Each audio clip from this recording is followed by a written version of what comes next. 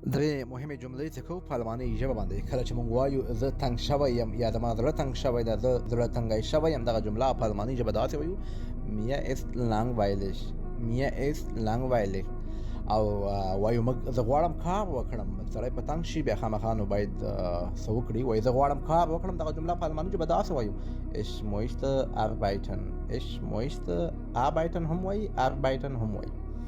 او کله چې موږ چاته وایو زه ستا په اړه ډېر څه پوهېږم، زه ستا په اړه ډېر څه پوهېږم، یعنې ډېر معلومات لرم، دغه جمله په المانۍ ژبه داسې وایو ich weiß viel über dich یا dich. ich weiß viel über dich.